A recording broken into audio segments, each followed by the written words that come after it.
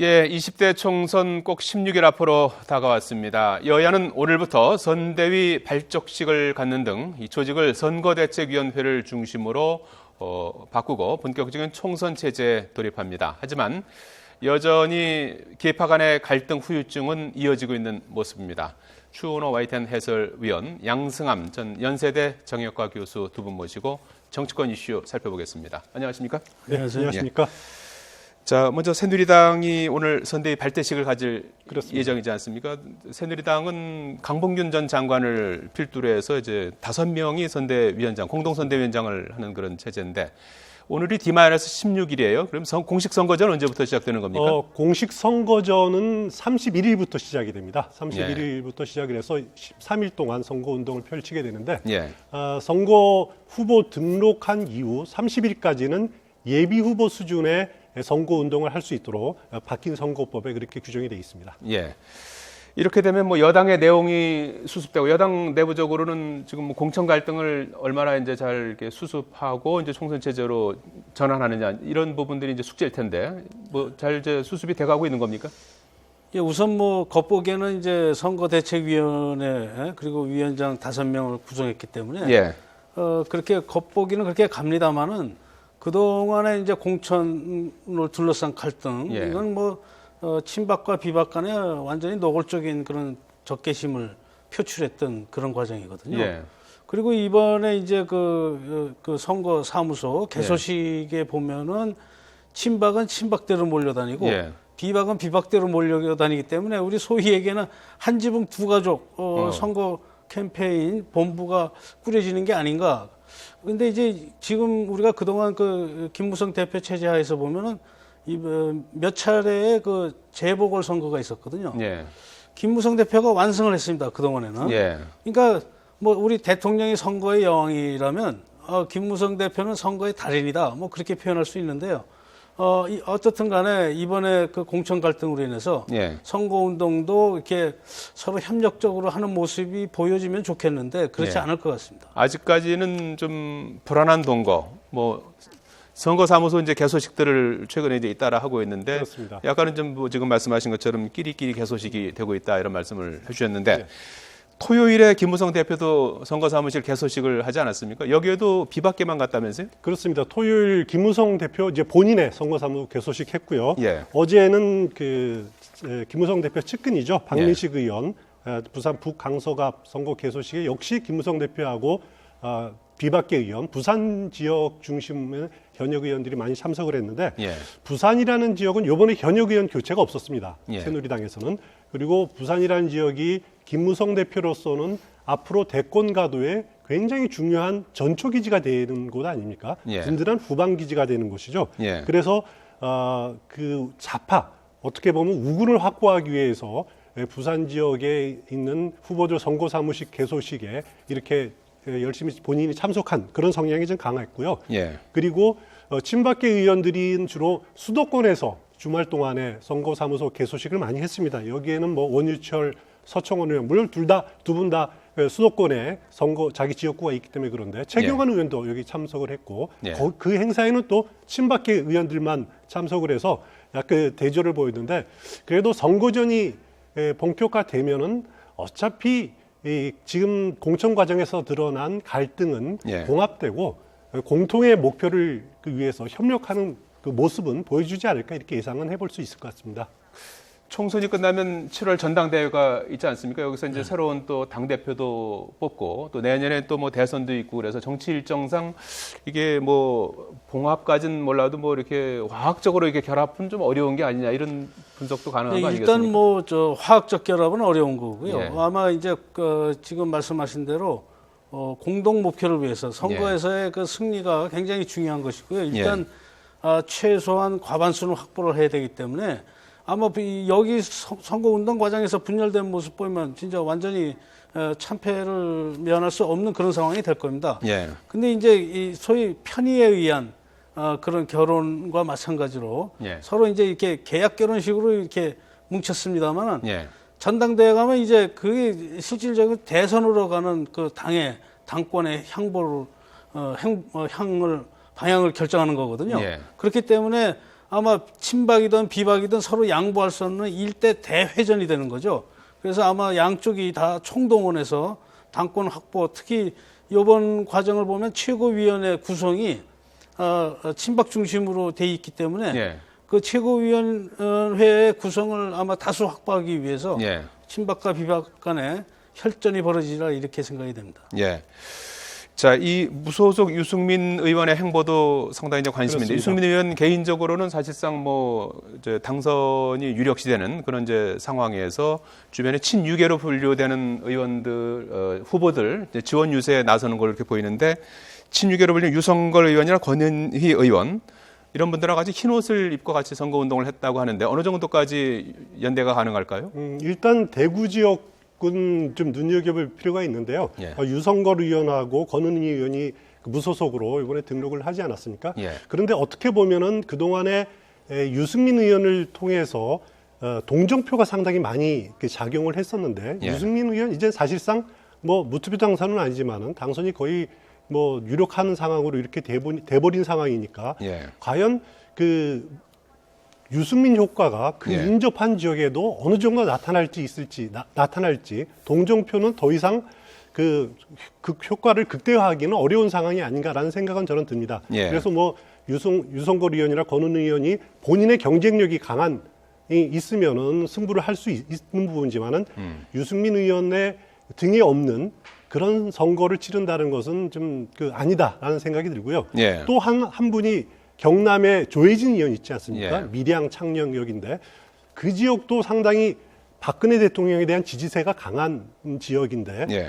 그 조혜진 의원이 유승민 의원 카드를 흥행에 쓴다.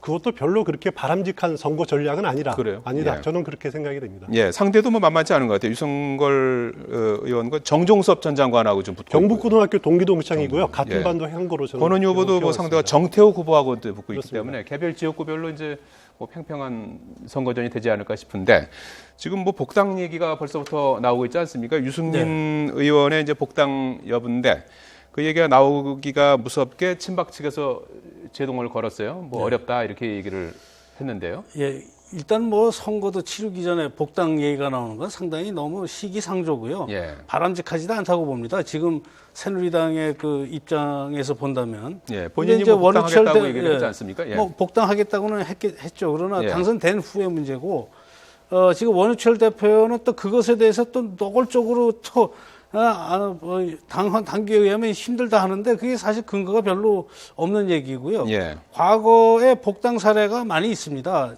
대표적인 게 친박연대의 경우인데 대개 보면 근데 선거 끝나자마자 복당은 안 하거든요. 이게 예.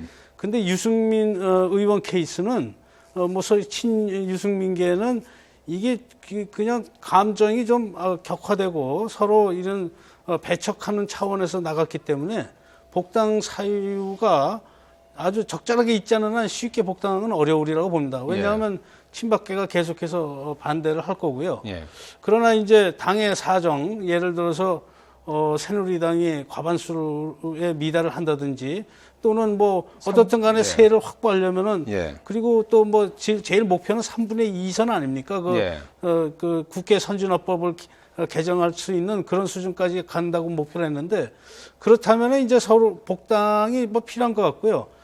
일단 만일 분당을 안 하고 집권 여당으로서 2년을 특히 대선 때까지 편하게 가려면은 서로 좀 포용하고 관용하는 그런 모습을 보여주면 좋지 않을까. 너무 그렇게 대놓고 복당은 안 된다 이런 식으로 하는 거는 좀 문제가 있다. 2008년도에 탈당했던 친박연대가 이제 복당했던 그렇습니다. 전례가 있기 때문에 복당이 뭐 되지 않을까 하는 그런 생각도 해볼 수 있는데, 지금 벌써부터 이렇게 뭐 복당 얘기가 나오고 안 된다라고 나오는 그 정치적인 의도는 뭐라고 봐야 될까요? 일단 새누리당 당규에 보면은 그 탈당해서 무소속 출마한 사람들이 복당을 하려면은 일단 그 제2당 신청서를 시도당에 내야 됩니다. 그리고 최고위원회에서 심의해서 결정하도록 돼 있습니다. 최고위원회에서 결정이 되기 때문에 지금은 최고위원회가 친박계가 다수가 차지를 하고 있기 때문에 그 사실 유승민 의원 경우는 친박계가 강력히 거부를 한다라면은 복당할 가능성이 희박하다 이렇게 솔직하게 그렇게 말씀을 드릴 수가 있고요.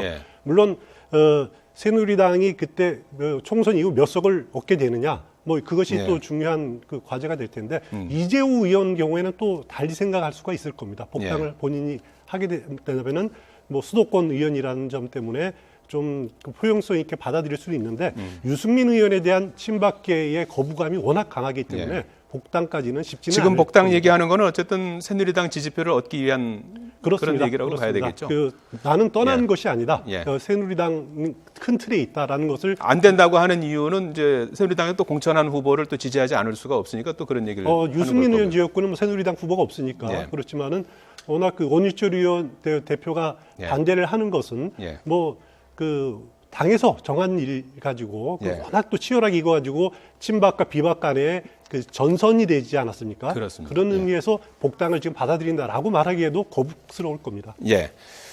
자, 이 야당 얘기를 해봐야 될 텐데 말이죠. 이번에 보면은 이제 새누리당이 5인 이제 공동선대위원장 체제인데 더불어민주당 같은 경우에는 김종인 대표 단독 위원장 체제예요. 그리고 그 밑에 이제 부위원장으로 10명 정도를 오늘 8명 추가로 인선해서 10명이 되는 거죠. 그래서 부위원장 체제로 이렇게 꾸렸는데 그거 어떻게 평가할 수 있습니까? 저는 오히려 일사불란한 선거 운동을 위해서는 예. 선대위원장이 단독 체제로 가고 그 밑에 이제 서열에서 서로 지역별, 권역별로 이렇게 나눠서 하는 그런 것이 더 효과적이지 않겠나. 지금 새누리당이나 국민의당을 보면 5명, 6명으로 선대위원장을 구성했거든요. 근데 이것은 상당히 전시 효과적인 측면이 있다. 실질적으로 효율적인 캠페인을 위해서는 예. 아무래도 사령탑이 있고요. 그것에 따라서 일사불란하게 가야 되는데 지금 대여섯 명이다 보니까 뭐 서로 그냥 이렇게 저렇게 하고 아마 개 중에 몇 명은 사실상 그냥 이름만 내놨지 실질적으로 별 그렇게 위원장으로서의 역할은 잘 못하리라고 그렇게 보는 것이고요. 예. 어떤 면에서는 또 책임을 서로 안 지겠다는 얘기도 되는 거거든요. 예. 뭐 이 5명, 6명이 선대위원장 모두가 다 결과를 책임져야 되는 그런 게 될 텐데요. 어떻든 뭐 계파 간의 문제라든지 이런 걸 화합 찬으로 가기 위해서는 다수도 괜찮겠지만 효율성으로 보면은 단독 체제가 더 낫지 않느냐 그런 생각이 듭니다. 예. 김종인 대표가 1박 2일로 광주를 다녀왔는데 거기서 초중학교를 나왔다 그렇습니다. 하면서 이제 호남 그 표심을 좀 이렇게 호소하는 그런 이제 발언을 했어요. 그렇습니다. 어떤 의도에서 그런 얘기를 했을까요? 김종인 대표 자신이 6.25 때 피난 중에 광주로 와서 그 초등학교, 중학교 여기서 다녔다. 그리고 조부죠. 가인 김병로 선생이 전북 순창이 또 고향 아닙니까? 예. 그래서 이런 점을 강조해서 자신이 뿌리는 호남이다. 그래서 호남의 대변인 역할을 하겠다라는 점을 강조를 했습니다. 이것은 어떻게 보면은 그 문재인 전 대표와 역할 분담이 아니냐. 저는 이렇게 봅니다. 그 전략적인 그 분담이다. 나는 더불어민주당의 총선 전략이다. 이런 생각이 드는데 아직까지 호남의 그 문재인 전 대표에 대한 거부감이 상당히 많습니다. 예. 그 문재인 전 대표도 잘 알고 있고 김종인 대표도 그 부분을 명확하게 알고 있기 때문에 호남 유권자들을 사로잡기 위해서는 본인이 김종인 대표 스스로 나서야 된다라는 생각들을 하고 있을 겁니다. 예. 그래서 문재인 대표가 계속 호남에 오는 것을 좀 거부하는 식의 예. 그런 모습을 취하고 있는 것이 아니냐 이런 생각이 듭니다. 국민의당 박지원 의원은 소가 웃을 일이라고 표현을 했어요. 박지원 의원도 사실 이제 호남의 어떤 그 맹주를 자처하는 그런 입장인데 그 배경은 뭐라고 봐야 될까요? 거기에는 이제 아마 김종인 대표의 그 경력을 문제 삼고 있는 게 아닌가. 우선은 이제 뭐 우리가 광주 민주항쟁을 잘 기억하지 않습니까? 예. 그때 국보위에 가담을 했던 분으로 말하자면 광주 사태 그러니까 광주 그 학살을 일으킨 그 집단의 한 일원이었다라는 사실하고요. 예. 또 하나는 이제 전두환 노태우 시절에 대통령 시절에 주로 이제 뭡니까 비례대표 국회의원도 하고 경제수석도 하고 그랬기 때문에 경제수석은 김대중 시절인가요? 하여튼 어떻든 간에 그런 말하자면 그 권위주의 대통령 밑에서 그 한 사람이 예. 이제 광주 민주화 운동과 더불어서 광주 정신에 뭐 부합되는 인물로 스스로 표출하는 거예요. 뭐 호남 인사들로 봤을 땐 좀 문제가 있다 이렇게 생각이 되는 거고요. 예. 저는 여기서 뭐 꼭 대변자 역할이라기보다는 더민주당의 선거를 책임진 그 얼굴로서 예. 광주에 그냥 상당히 자신이 호감을 느껴 광주를 위해서 일하겠다 이러면 되는데 너무 좀 과도하게 나간 게 아닌가 그런 생각이 듭니다. 예. 김종인 대표는 뭐 차기 대선 주자가 이 문재인 대표가 아니라 다른 인물이 돼야 된다라고 생각하는 것 같다 이런 분석도 나오는 것 같아요. 뭐 그렇게까지는 예. 아닌 것 같고요. 예. 이번에 광주에 가서 이제 이런 발언을 했습니다. 자신이 여기에 있는 것이 그냥 시간이라 보내려고 있는 것이 아니다. 그리고 총선 이후에 여야를 막론하고 그 대선 주자급들이 막 이렇게 올라올 것이다라는 발언을 했는데 예. 이걸 가지고 좀 확대 해석을 해서 문재인 비토론이 아니라고 저는 그렇게 보지는 않고요. 앞서 말씀드렸듯이 김종인 대표와 문재인 대표 간에는 역할 분담 그리고 암묵적 협력 관계가 지금 형성돼 있는 과정이기 때문에 또 김종인 대표로서는 어떻게 보면은 비례대표 과정에서 이 당의 주인이 누군지 정말 철저하게 알았을 겁니다. 예. 그래서 문재인 대표와는 다 각을 세우는 것 자체가 저는 지금 단계에서는 전략이 아니냐 이런 식의 생각이 듭니다. 예. 김종인 대표 경제수석과 노태우 전 대통령 시절에 네, 그걸로 예.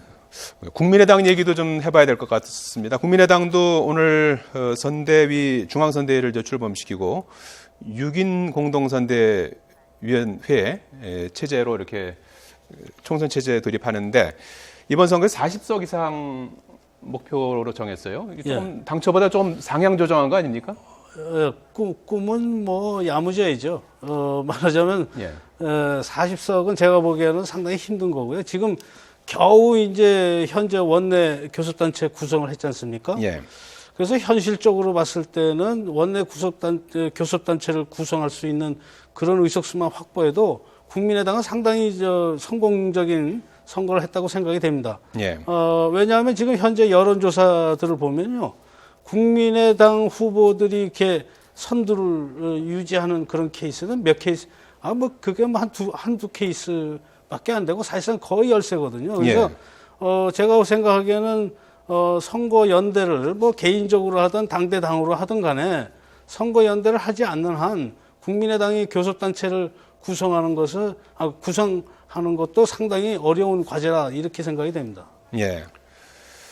자, 안철수 국민의당 대표는 야권 연대 공세, 야권 입장에서는 이제 야권 연대를 이제 하느냐, 뭐 하지 않느냐, 이제 그런 부분이 굉장히 중요한 이제 포인트가 될 것 같은데, 안철수 대표는 야권 연대를 계속 이제 거부하고 있는 그렇습니다. 상황 아니겠습니까? 어떻게 될 것 같습니까? 길게 보면요. 일단 국민의당 입장으로서는 의석을 얻을 수 있는 데가 호남 지역은 생각을 해볼 수가 있고, 호남이 28석인데, 그 중에서 절반 정도를 얻어야지 원내교섭단체 구성에 가깝게 갈 수 있을 겁니다. 거기다가 정당 득표율로 한 몇 석, 6, 7석 정도 생각을 해야 될 거고 사실 수도권에서는 안철수 대표 그리고 문병호 의원 정도 말고는 이렇게 눈에 띄는 지금 주자가 별로 없거든요. 그리고 더불어민주당에서 계속 야권 후보 단일화 이야기를 하지만은 국민의당으로서는 계속 3등, 4등을 하고 있으니까 후보 단일화를 받을 경우에는 더불어민주당 후보로 수도권에서 단일화가 되는 거기 때문에 안철수 대표나 당으로서는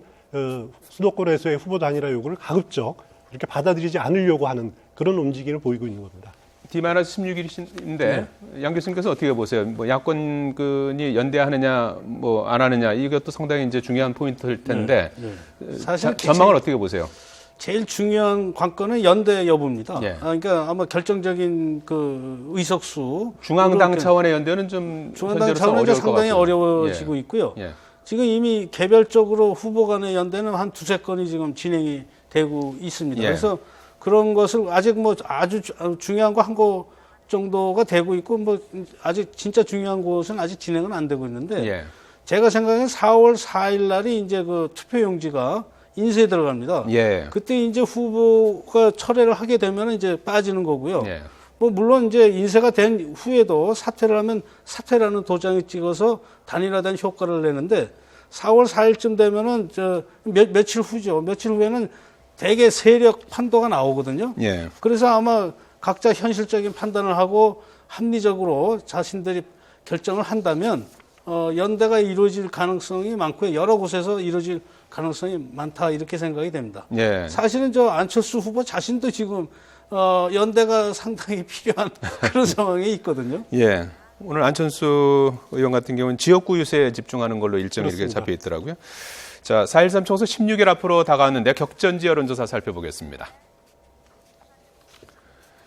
예, 먼저 조선일보에서 한 여론조사인데요. 서울 용산, 예, 새누리당 황춘자 후보가 30.9%, 더불어민주당 진영 후보가 34.7%로 조금 앞서가고 있는데 이게 오차 범위 안에 들어와 있는 건가요? 그렇습니다. 예. 오차 범위 아니고요. 진영 의원은 이곳에서 3번이나 당선이 되지 않았습니까? 그리고 최근 선거를 보면은 16대 때로 기억하는데요. 그다음에 설성웅 후보라고 새천년 민주당 야당 후보가 된 이후로는 줄곧 여기 보수 정당이 여기는 된 지역입니다. 예. 서정화 의원부터 시작을 해서 예. 그런데 진영 의원이 야당으로 옷을 갈아입고 황춘자 후보는 비교적 덜 알려진 인물 아닙니까? 알려지지 않은 의원인데도 예. 새누리당의 덕으로 이렇게 상당히 접전을 하고 있습니다. 서울 강서갑도 오차 범위 안에 있습니다. 새누리당 구상찬 후보 28.5%, 더불어민주당 금태수 후보가 24.7%군요. 예, 인천 남동을 조전혁 후보 32.8, 더불어민주당 윤관석 후보가 36.4%. 네, 경기 군포 을 지역입니다. 새누리당 금병찬 후보 28.3, 더불어민주당 이하경 후보 33.2, 예, 국민의당 정기남 후보 10.4% 달리고 있습니다. 예, 대구 수성을 새누리당이 여성 우선 추천한 지역이죠. 이인선 후보가 22.9%, 예, 무소속의 주호영 후보가 40%를 달리고 있군요. 예. 대구 달성군 새누리당 추경호 후보 32.3%, 그리고 무소속의 구성재 후보가 26%를 차지하고 있습니다. 예, 이 조사는 조선일보가 밀워드 브라운 미디어 리서치에 의뢰해서 3월 26일에 실시한 여론조사입니다. 조사 방법은 유선 전화를 통해서 실시했고요. 표본 오차는 95%의 신뢰 수준은 플러스 마이너스 4.3%포입니다. 예, 또 다른 여론조사 결과를 또 보시겠습니다. 예, 중앙일보에서 실시한 여론조사인데 이 여론조사 방식이 조금 다르죠? 그렇습니다. 이 여론조사는 유선 전화와 그리고 휴대전화 패널을 섞어서 한 조사입니다. 보통 휴대전화로는 참 이런 작은 선거구에서는 하기가 어려운데 패널을 미리 정해서 그 사람들한테 그 여론조사에 이렇게 포함시킨 그런 선거구고요. 예. 이 강동울은 심재권 후보가 현역 의원 아닙니까? 예. 그런데 새누리당 이재용 후보가 현역 의원과 오차 범위 내에서 좀 앞서고 있는 그런 양상입니다. 예. 서울 노원병 안철수 후보가 35.3%로 1위를 달리고 있습니다만은 새누리당 이준석 후보 32%로 추격을 당하고 있는 그런 양상이죠. 예, 서울 관악갑 지역입니다. 더불어민주당 유기용 후보가 31.2%, 국민의당 김성식 후보 21.4%, 새누리당 원영수 후보 18.3%를 차지하고 있습니다. 예, 서울 마포갑은 여당이 이제 조금 후보가 여럿이 나와 있는 그런 지역이죠. 그렇습니다. 더불어민주당 노웅래 후보가 41.9%로 상당히 앞서가고 있는 가운데 새누리당 안대희 후보 27.5%, 그리고 국민의당 홍성문 후보 4.4%, 예. 그리고 무소속으로 강승규 후보가 10.5%를 차지하고 있습니다. 지금 이 지역 경우는 조금 전에 마포갑 경우에는 그 새누리당 후보 그리고 안대희 후보, 강승규 후보 다 합쳐도 지금 노웅래 후보에 못 미치는 것으로 나타나고 있죠. 예. 그래서 이 지역은 그 여권 성향 그 후보들 간에 후보 단일화가 또 관심이 되는 여권 단일화 가능성도 있나요? 지금 강승규 후보 같은 경우는 완주 의사를 밝히고 있는데 이거는 결국 안대희 후보의 정치적 역량에 달려 있는 거다 이렇게 생각이 됩니다. 예. 예. 다음은 성남 분당 을 지역인데요. 여기도 여권 후보가 분열되어 있는 지역입니다. 새누리당 전하진 후보가 31.7, 1위를 달리고 있고요. 더불어민주당 김병욱 후보가 23.2, 그리고 무소속 임태희 후보가 21.2%를 차지하고 있습니다. 예, 부산으로 가보겠습니다. 예, 여권 분열로 지지율이 분산된 지역인데요. 새누리당 손수조 후보 22.9%, 더불어민주당 배재정 후보 근소한 차이로 20.9%, 그리고 무소속의 장제원 후보가 34%로 1위를 달리고 있군요. 예, 이 지역은 문재인 전 대표의 지역구였죠. 본인이 출마를 안 함으로써 손수조 후보가 지난번에 선거에 나왔는데 이렇게 예상보다는 높지는 않는 것으로 나타나고 있습니다. 그래서 무소속 돌풍이 있는 지역인데요. 끝까지 어떻게 될지 지켜봐야 될 선거구입니다. 그렇군요. 예, 서울 동작을 지역입니다. 새누리당 나경원 후보가 거의 절반에 가까운 득표율을 여론조사 결과 47.8%를 차지하고 있고요. 더불어민주당 허동준 후보 19.4%, 국민의당 장진영 후보가 6.9%를 차지하고 있습니다. 청주 상당 지역, 여야 중진이 나선 지역인데요. 새누리당 정우택 후보가 43.7%, 더불어민주당 한범덕 후보 29.4%를 차지하고 있습니다. 서울 강남을 지역입니다. 새누리당 김종훈 후보 역시 44.2% 압도적으로 1위를 달리고 있고요. 더불어민주당 전현희 후보가 27.7%로 2위를 달리고 있군요. 예. 이 지역은 강남이 선거구가 가불에서 가불병 3개로 구분이 되면서 선거구가 조정이 됐습니다. 양재천을 중심으로 해서 그 남쪽 지역 수서라든가 일원동, 개포동들이 강남을에 해당이 되는데 이 지역이 선거구 조정으로서 야권표가 많을 거다라는 것이 일반적인 전망이었습니다만은 실제 여론조사를 해보니까 새누리당 김종훈 후보가 상당히 앞서는 것으로 이렇게 나타나고 있습니다. 예, 마지막으로 창원 성산 지역입니다. 새누리당 강기훈 후보 28.7%, 예, 정의당의 노회찬 후보가 23.6%로 쫓고 있군요. 그렇습니다. 예. 창원 성산은 그 노동자 밀집 지역이고요. 예. 과거 권영길 민노당 의원이 2번이나 당선된 지역이기 때문에 그 야권 성향의 표가 굉장히 강한데요. 노회찬 후보와 허성무 의원 간의 후보 단일화 원칙이 합의가 돼 있고 어제 오늘 간에 지금 여론조사가 진행 중입니다. 그래서 내일 발표가 될 건데 그 야권 후보 단일화의 파괴력이 어느 정도인지 주목이 되는 곳입니다. 예, 이 조사는 중앙일보가 엠브레인의 조사를 의뢰해서 한 조사고요. 조사 방식은 유선전화 임의 걸기 방식과 또 휴대전화 패널 150명을 상대로 한 조사로 표본 오차는 95% 신뢰 수준 플러스 마이너스 4.4%포인트입니다. 교수님 어떻게 보셨습니까? 지금 시점에 하는 여론조사의 의미가 어떤 겁니까? 아직 뭐 16일 남았습니다만. 사실요, 우리 여론조사라는 게 상당히 문제가 많습니다. 왜냐하면 첫째는 응답률이 굉장히 낮습니다. 어떤 경우는 뭐 5% 정도 되는 경우가 대부분이고요. 좀 높아야 한 20% 되는데 우리가 여론조사의 그 신뢰성, 타당성을 얘기하려면 적어도 50%, 60% 응답률을 보이는 게 우리 사회과학 하는 사람들에서 연구할 때 기준입니다. 그러니까 뭐 정치 여론조사니까 그렇게까지 뭐 엄격한 기준 적용할 필요는 없겠지만 그래도 이제 대체적인 트렌드는 나온다. 경향이 어떻게 돼가고 있다는 걸 보여주고 있기 때문에 그 여론조사 결과가 나름대로 흥미롭긴 합니다. 그러나 또 하나 우리가 고려해야 될 것은 부동층이 20 내지 30%입니다. 그러니까 아직 결정을 하지 못한 사람들이 있기 때문에 그 오차 범위 내에서의 상황도 중요하지만 그 사람들이 이제 마지막 그 선거일로 가면서 어느 쪽으로 결정을 하느냐. 되게 일주일이나 하루 이틀 전에 또는 뭐 투표 가는 당일날 결정하는 사람들도 있거든요. 그게 이제 바람이 어느 쪽으로 약간의 그 이번 선거에서는 약간의 그 바람만 있어도 상당히 민감한 결과 영향을 줄 것으로 그런 생각이 듭니다. 앞서고 있는 분들은 16일이나 남았다는 생각이 들 것 같고 뒤지고 있는 사람들은 이제 16일밖에 안 남았다 이런 생각이 드는 그런 시점이 아닐까 싶고 굳히기, 뒤집기, 그 피말리는 접전이 바로 오늘부터 시작이 될 걸로 생각이 듭니다.